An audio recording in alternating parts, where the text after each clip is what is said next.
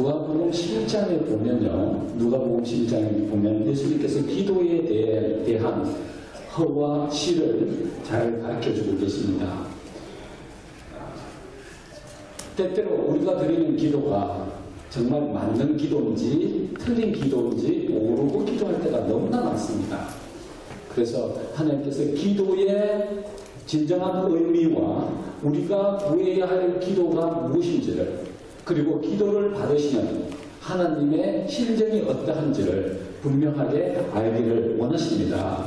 그래서 누가복음 11장을 통하여 기도의 진실을 우리에게 말해주고 계십니다. 우리가 지난주에 우리가 기도에 대해서 배웠습니다. 주님께서 가르쳐 주시는 기도, 주님께서 가르쳐 주시는 기도가 얼마나 중요한지를 배웠어요. 그렇죠? 하늘에 계신 우리 아버지, 이름이 거룩히 여기심을 받으시오며, 이름이 거룩히 여기심을 받으시오며, 우리가 정말 하나님 자녀답게 삶으로 인해서 이 세상에 빛이 되고 소금이 되어 그분의 이름을 높이고 그분의 이름이 이 땅에서 회복되는 일을 하게 해달라고 하는 진실된 기도가 예수님이 가르쳐 주신 기도 속에 담겨져 있는 거야. 이름이 거룩히 여기심을 받으시며 나라에 임하옵시며, 그 기도를 통해서 그 나라가 우리 속에 은혜의 왕국이 건설되고 그 은혜의 왕국이 건설됨으로 인하여 영광의 왕국이 이 땅에 영원히 건설되기를 소원하면서 그러면서 하늘에서 이루어진 하나님의 뜻이 이 땅에서도 이루어지기를 간절히 바라는 기도. 그리고 그 중심에 누가 계셨어요? 예수님 계셨어요. 우리의 생명을 살리는 예수님을 매일의 양식처럼 구해야 된다. 그분이 계셔야만 하나님께서 허락하신 모든 약속들이 우리 삶 속에서 이루어진다고 하는. 그래서 주님께서 가르쳐 주신 그 기도가 얼마나 소중한지를 간절히 우리 예수님께서 우리에게 가르쳐 주셨어요. 그 이야기가 1절부터 4절까지 있고요. 그 다음에 5절부터 8절은 친구에 대한 이야기를 하면서 그 친구와 친구의 관계를 통해서 하나님이 어떠한 분이신지를 분명하게 가르쳐 주십니다. 그리고 마지막에 우리가 구하는 모든 것을 하나님께서 들어주시는데 그 들어주시는 기도가 무엇인지를 말씀해 주고 계십니다. 먼저 우리 누가복음 11장 5절부터 8절에 있는 말씀을 잠깐 보겠습니다. 누가복음 11장 5절부터 8절에 있는 말씀 함께 읽어보시겠습니다. 또 이르시되 너희 중에 누가 벗이 있는데 밤중에 그에게 가서 말하기를 벗이여 떡 세 덩이를 내게 빌리라. 내 벗이 예언 중에 내게 왔으나 내가 먹을 것이 없노라 하면 저가 안에서 대답하여 이르되 나를 괴롭게 하지 말라. 문이 이미 닫혔고 아이들이 나와 함께 침소에 누웠으니 일어나 내게 줄 수가 없노라 하겠느냐. 내가 너에게 말하오니 비록 벗됨을 인하여서는 일어나 주지 아니할지라도 그 간청함을 인하여 일어나 그 소용대로 주리라. 여기에 나와 있는 진정한 의미를 깨닫지 못하면, 여기 있는 이야기의 의미를 진정으로 깨닫지 못하면 우리가 하나님께 대해서 오해할 수가 있다고 하는 것입니다.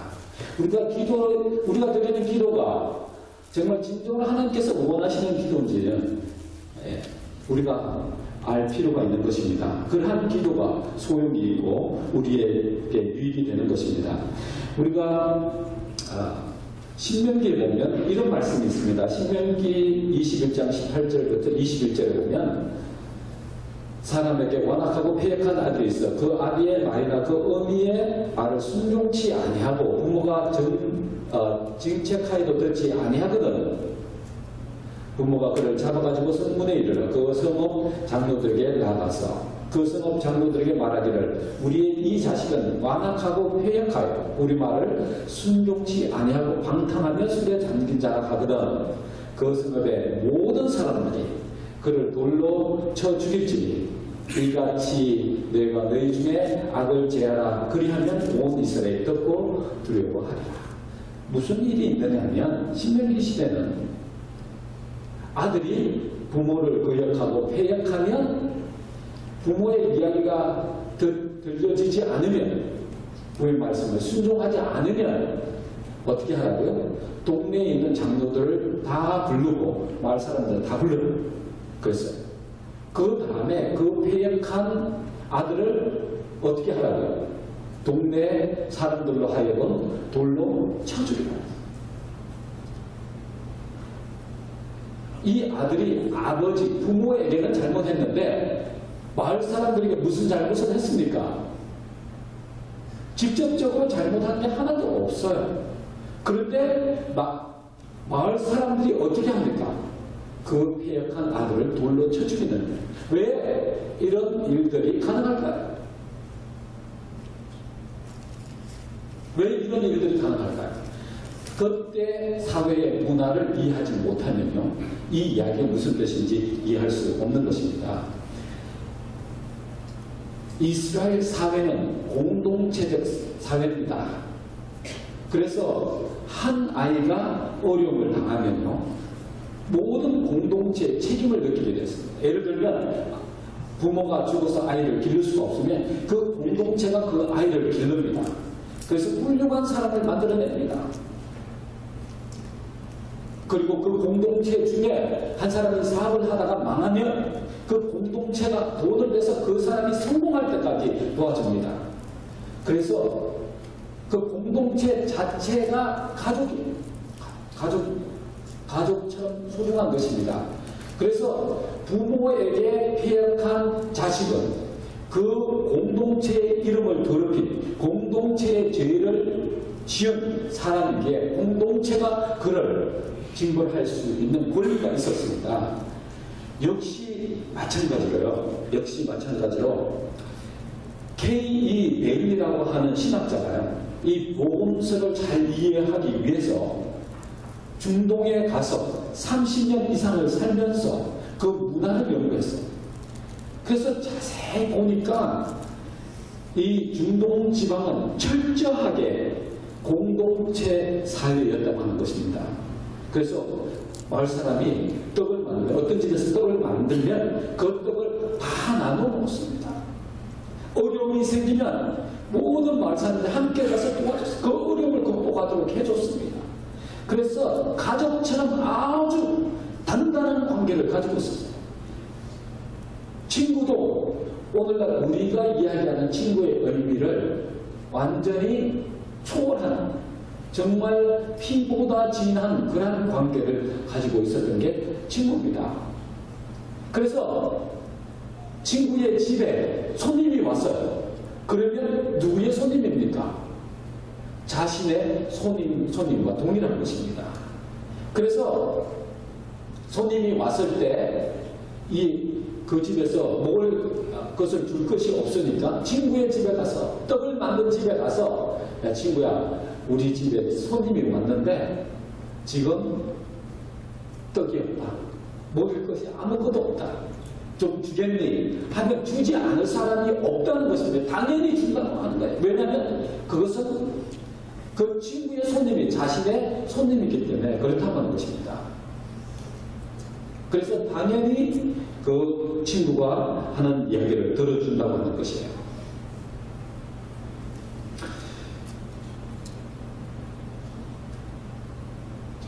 예수님께서 그런 말씀을 하셨습니다.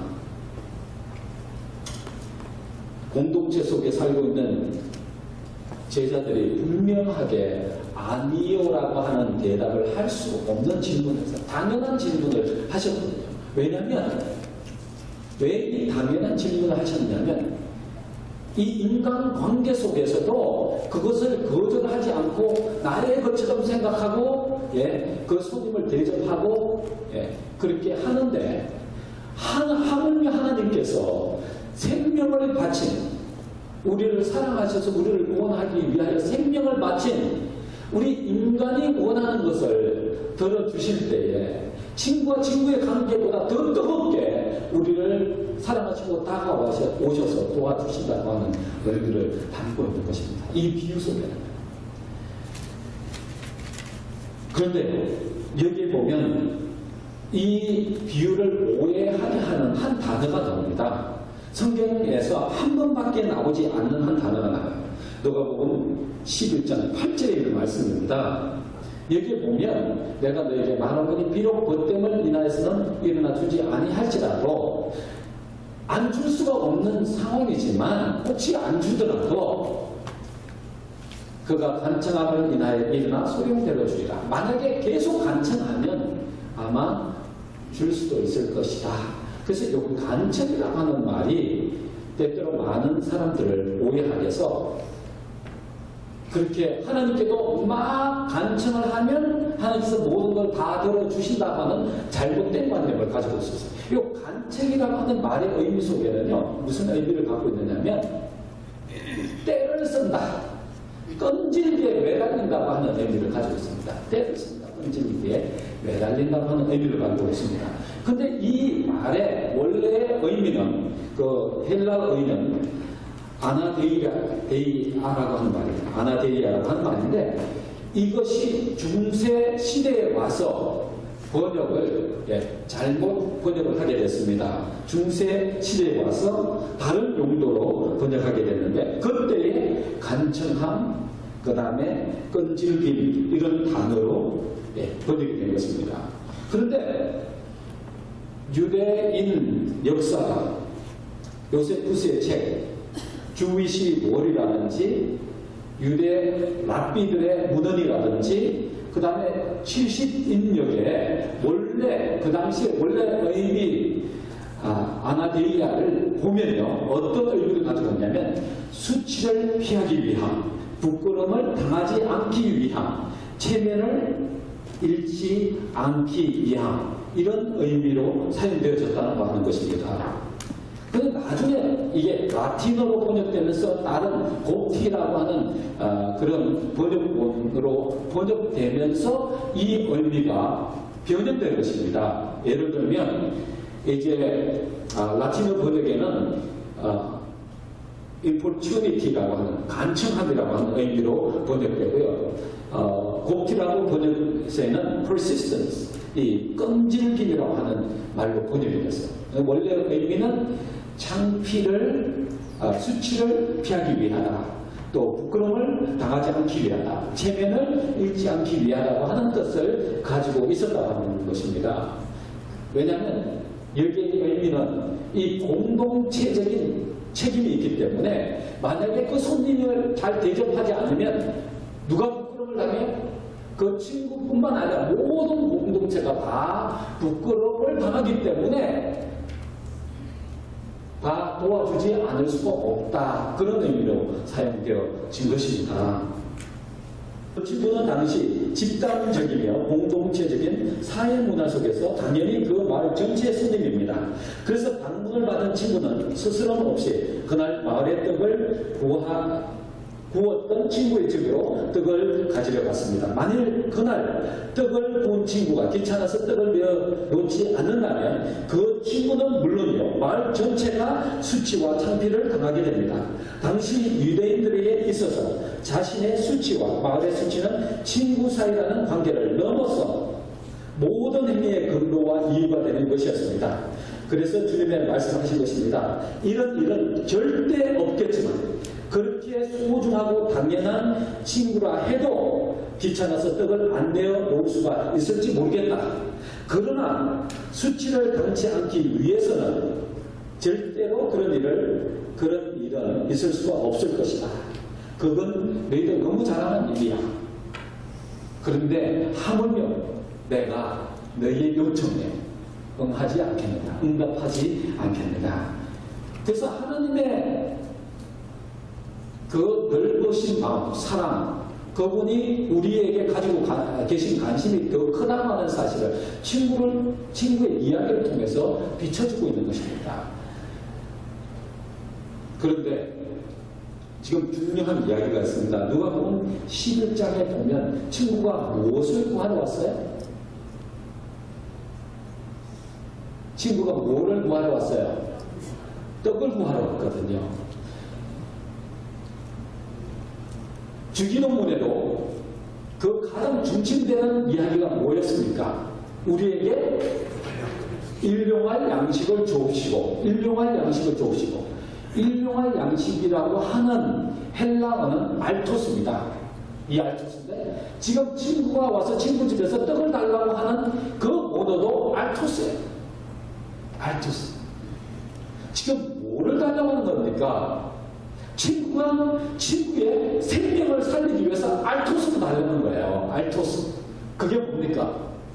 알토스가 누굽니까? 예수 그리스도잖아요. 예수 그리스도. 예수 그리스도를 달라고 하는 것입니다. 보세요. 요한복음 6장 32절에 보면 예수님께서 이르시되 내가 진실로 진실로 너희에게 이르노니 하늘에서 내린 떡은 모세가 준 것이 아니라 오직 내 아버지가 하늘에서 내린 참떡을 너희에게 주시나니 하나님의 떡은 하늘에서 내려 세상에게 생명을 주는 것이니라. 저희가 가는데 주여 이 떡을 항상 우리에게 주소서. 예수님께서 가라사대 내가 곧 생명의 떡이요 내게 오는 자는 결코 줄이지 아니할 터이요 나를 믿는 자는 영원히 목마르지 아니하리라. 아멘. 친구가 구했던 것이 뭐예요? 생명의 떡이었어. 생명입니다. 예수님께서 우리 모두가 구해야 할 기도가 바로 생명의 떡이었어요. 그런데 여기서 그 다음에 이야기가 무슨 이야기가 나옵니까? 그 다음에 이야기가 내가 또 너희에게 이르노니 구하라 그리하면 너희에게 주실 것이요 찾으라 그리하면 찾을 것이요 문을 두드리라 그리하면 너희에게 열릴 것이니 구하는 이마다 받을 것이요 찾는 이가 찾을 것이요 두드리는 이에게 열릴 것이니라. 구하고 찾고 두드리면 다 이루어진다는 거예요. 우리가 아무거나 하나님께 다 구하면 다 이루어진다는 겁니까? 뭐를 구해야 된다는 거예요? 주님께서 가르쳐 주신 기도가 뭐를 구해라고 말씀하셨어요? 생명의 떡. 친구의 사이에서도 친구를 살리기 위해서 뭐를 구하라고요? 생명의 떡을 구하라고 했어요. 그러면 지금 여기서 구하라고 하는 것은 무엇입니까? 하나님께서 절대적으로 들어주시겠다고 약속하신 그 약속은 무엇을 구하라고 하는 것입니까? 뭐를 구하라는 거예요? 아무거나 구하도 들어주신다는 겁니까? 떼쓰면 들어주신다는 거예요? 생명의 떡을 구하는 거예요. 생명의 떡. 생명의 떡을 구하는 이마다 얻을 것이고 찾는 이가 찾을 것이고 그것을 찾기 위해서 두드리면 열린다는 것이죠. 아멘. 너희가 악할지라도 좋은 것을 자식에게 줄 줄 알거든 하물며 너희 천부께서 구하는 자에게 성령을 주시지 않겠느냐. 자식이 생선을 달라고 하면 뱀을 줄 부모가 있습니까? 알을 달라면 전갈을 줄 부모가 있습니까? 부모들 다 안 그런다는 거예요. 하나님께서 우리가 좋아하는 것, 가장 유익하고 최고의 것을 원하면 그대로 주시는데 그것이 무엇이라고요? 생명의 뜻입니다. 생명. 그것이 바로 예수님을 찾는 모든 사람은 분명하게 만나게 될 것이라고 말씀하시는 것입니다. 에레미야 29장 13절 우리가 너무나 잘 아는 말씀이에요. 에레미야 29장 13절 너희가 전심으로 나를 찾고 찾으면 나를 만나리라. 너희가 전심으로 나를 찾고 찾으면 나를 만나리라. 나 여호와가 말하노라 내가 너희에게 만져지겠고. 왜 우리의 삶에 변화가 없습니까? 우리의 기도에 힘이 없습니까? 능력이 없습니까? 왜? 문제는 우리의 생명 되시는 생명의 떡 알토스를 먹지 않았기 때문에 문제가 생깁니다. 진심으로 하나님을 찾고 만나서 그분 안에서 그분의 능력으로 살아가지 않기 때문에 이러한 기적의 축복들을 경험하지 못하고 있는 것입니다. 인간의 영생의 문제는 예수님을 통해서만 이루어지는 것입니다. 너희가 나를 떠나서는 아무것도 할 수 없습니다. 내가 나를 떠나서는 아무것도 할 수 없습니다. 인간의 문제는 뭐냐면요, 모든 것을 내 스스로 하려고 하는 것입니다. 신앙도 나의 힘으로 하려고 하는 것입니다. 그러니까 교회 나가기가 싫어하고 봉사하면 더 지치고 힘들고 남이 안 알아주니까 더 괴롭고 그런 문제들이 생기게 되는 것입니다. 왜 그럴까요? 예수님을 통하지 않았기 때문에 그렇습니다. 요한복음 15장 4절 5절에 보십시오. 내 안에 가라 나도 너희 안에 가라. 가지가 포도나무에 붙어있지 아니하면 절로 과실을 맺을 수 없음같이 너희도 내 안에 있지 않으면 그러하리라. 나는 포도나무에 너희는 가지니 저가 내 안에 내가 저 안에 있으면 이 사람은 과실을 많이 낸다. 너희가 나를 떠나서는 아무것도 할 수 없습니다. 우리가 예수님 없이 뭔가 하려고 하니까 힘든 거예요. 왜? 예수님께서 할 수 없다고 말씀하십니다. 예수님을 통해서 모든 것을 해야 하는 것입니다. 그래서 예수님을 찾고 찾아야 돼요. 구해야 하고 두드려야 하고 찾아야 하는 것입니다. 만나주시겠다 약속하셨어요. 만져지겠고. 그래서 신앙은 실질적인 것입니다. 추상적인 게 아니에요. 여러분이 지금 이 순간 실제로 경험할 수 있는 것이 신앙이에요. 그리스도의 임재를 여러분 경험하고 계십니까? 분명하게 선지자를 통해서 예수님께서 그의 천사들과 이 자리에 함께 오셔서 우리와 함께 예배드리시라고 하시는 말씀을 여러분들 믿고 이곳을 거룩하고 성스러운 곳으로 여기고 그분께서 임재하시는 곳으로 생각하고 여러분 그분께 신령과 진령으로 예배드리는 마음으로 예배를 드리고 계십니까? 그 신앙의 문제 좀 심각하게 생각해 볼 필요가 있는 것입니다. 정도의 계단은 이런 말씀을 하셨어요. 정도의 계단. 우리는 우리가 원하는 것을 간청하고 때를 쓸 때 얻어지는 것이 아닙니다.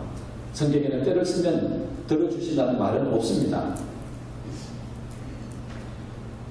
여기 보면 쉬지 말라고 기도하라고 말씀하셨지만 때를 써야지 얻어진다고 말씀하지 않았습니다.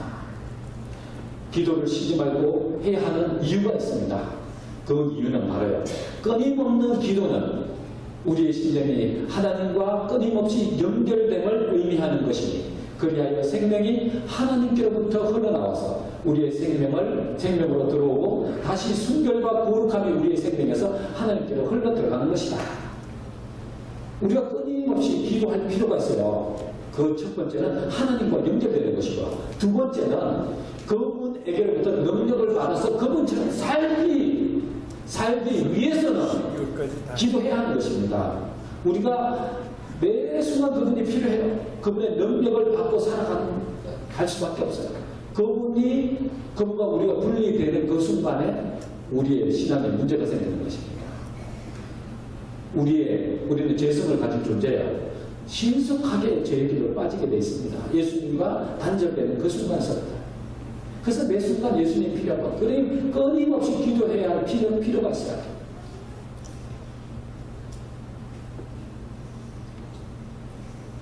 여기 보면요. 우리가 기도할 때에 그래서 때때로 우리가 구하는 것이 우리에게 해로운 것인지를 모르고 기도할 때가 많다고 하는 것입니다. 정맥에는 보니까요. 기도는 언제나 우리가 원하는 꼭 그 방식으로 응답되고 또한 우리가 원하는 꼭 그것을 얻을 수 있다고 생각하는 것은 망상이다. 다시 말씀드립니다. 기도는 언제나 우리가 원하는 꼭 그 방식으로 응답되고 또한 우리가 원하는 꼭 그것을 얻을 수 있다고 생각하는 것은 망상이다. 때때로 우리 뜻대로 기도합니다. 우리가 원하는 것. 하나님 돈 잘 벌게 해주세요. 하나님 건강하게 해주세요. 다 우리가 원하는 것, 우리 중심의 기도 다 드립니다. 그래서 구하라 그리하면 주실 것이요 찾으라 그리하면 찾을 것이요 문을 두드리라 그리하면 열릴 것이니 약속했으니까 분명하게 들어 주실 것이다. 생각합니다. 근데 안 들어줘요. 실망, 낙담. 왜 하나님 안 들어주지? 그런 생각을 가질 수 있는 것입니다. 분명하게 하나님께서 우리가 원하는 것 다 들어주시지 않는 이유가 있어요. 하나님께서 우리가 원하는 것 다 들어주실 것이라고 하는 것은 망상이라는 거예요. 망상.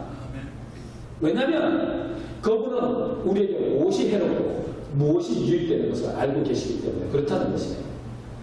제가요, 며칠 전에 한국에 있는 어떤 집사님에게 이메일을 받았어요. 이런 질문했습니다. 목사님께 여쭙고 싶은 것이 있어서 문자를 드립니다. 아직 신앙의 뿌리가 깊지 않은 초신자 부부가 있습니다. 가족 중 신경쇠약 환자가 있습니다. 성도들이 그 환자를 위해 기도했고 그 부부에게 하나님께서 꼭 도와주셔야 환자가 온전히 회복될 것입니다. 라고 말씀드리며 늘 용기를 드렸습니다. 그런데 그 환자가 순간적으로 자신의 감정을 못 이기고 돌이킬 수 없는 선택을 했습니다. 그 부부는 하나님이 자신을 버렸다며 장례식장에 아무 교회들도 오지 못하게 했습니다. 이분들께 무슨 말씀을 드려야 하면 어떻게 다가설 수 있을까요? 물론 그분들을 위해 기도드리며 하나님께서 지혜 주시기를 기도드리고 있지만 목사님께도 한번 여쭈고 싶습니다. 제가 뭐라고 대답했을까요? 제가 이런 대답을 드렸습니다. 그래요, 우리가 생각지 않은 일들이 일어납니다. 때때로 이해할 수 없는 일들이 일어납니다. 그때 침묵이 해답일 때가 있습니다. 시간의 흐름을 통해 해답을 찾을 수가 있죠. 그런 분들에게 아무 말하지 마시고 사랑으로 다가가서 봉사하는 거예요. 부엌일도 도와드리시고 필요한 것도 채워드리시기도 하고 해서 순수하고 진실된 마음을 전달하는 거예요. 그러다 보면 말씀으로 다시 위로를 얻고 용기를 찾을 때가 올 것입니다. 때때로 우리 주위에는 이해할 수 없는 일들이 생겨요. 사실 제가 곽임대 주사님을 위해서 기도 많이 했습니다. 근데 응답되지 않았어요. 우리의 소원은 왜? 곽 집사님이 빨리 회복되고 낫고 건강한 가운데 하나님을 섬기는 모습을 보는 것이 우리의 소원이었습니다. 그런데 우리의 기도가 응답되지 않았습니다. 어떻게 하면 좋을까요? 이해가 안 될 때가 있습니다. 한 예를 들겠습니다. 성경에 보면 히스기야 왕처럼 의로운 왕이 없어요. 히스기야는 정말 신실하고 참된 하나님의 종으로서 유다의 13대 왕이었습니다. 정말 백성들을 하나님께로 인도하기 위해서 그가 할 수 있는 모든 일을 다 한 사람이었어요. 그런데 그에게 불치의 병이 걸렸습니다. 그래서 선지자 이사야가 와서 이제 얼마 있지 않으면 죽을 테니까 죽음을 위해서 준비하고, 그때 이 히스기야 왕은 충격을 받았어요. 그래서 방으로 들어가서 벽을 향하여 통곡하면서 하나님, 내가 얼마나 하나님을 위해서 열심히 살았습니까? 나의 지난 생애를 돌아보시고 제 병을 낫게 해주십시오. 그렇게 간절히 기도했어요. 하나님께서 그 기도를 들으시고 히스기야 병을 낫게 해주셨습니다. 근데 히스기야가 병이 났다는 소식이 그 근방에 다 퍼졌어요. 그래서 많은 나라들이 사자들을 보내서 축하해 줬어요. 그때 누구도 왔느냐면 바벨론의 사자들도 와서 축하하기 위해서 왔습니다. 그 왔던 모든 사람들에게 히스기야는 이렇게 된 것이 다 자신이 잘나서 자신의 능력으로 이루었다고 하면서 자신을 자랑하면서 국가의 기밀까지 다 보여주게 됐어요. 국가가 가지고 있는 모든 보물을 다 보여준 거예요. 그때 하나님께서 선지자에게, 이사야 선지자에게 합니다. 가서 전하라. 히스기야에게 전하라고 이야기합니다. 그때 이사야 히스야에게 이렇게 말합니다. 여호와의 말씀이 날이 이르르니 물은 왕궁의 모든 것과 왕의 열조가 오늘까지 쌓아두었던 것을 바벨론으로 옮긴 바 되고 하나도 남지 아니할 것이요 또 왕의 몸에서 날 아들 중에서 사로잡혀 바벨론 왕궁의 황관이 되리라 하셨나이다. 이 이야기를 통해서 만약 히스기야가 병이 낫지 않고 죽었더라면 유다가 멸망한 별미를 주지 않았을지도 모르는 것입니다. 결정적인 실수를 범하게 돼요. 중요한 것은요, 지도자가 잘못하면요, 그 밑에 있는 모든 사람들이 어려움을 당합니다. 교회 목사가 잘못되면 성도들이 그 아프고 고통스러운 영적인 경험들을 하게 됐습니다. 그래서 특히 신자된 목사님을 위해서 기도하는 기도가 필요합니다. 때때로 하나님께서 우리의 기도를 들어주시지 않는 것이 축복일 수가 있습니다. 아시겠습니까? 너무 중요한 이야기예요. 정결계단에 보면 기도는 보세요. 우리의 아버지께서는 사랑으로서 우리에게 가장 좋은 것, 우리가 영적으로 밝아진 눈을 가지고 이 모든 것을 사실 그대로 볼 수 있다면 우리 자신도 원하게 될 것을 주심으로 우리의 기도를 응답하여 주신다.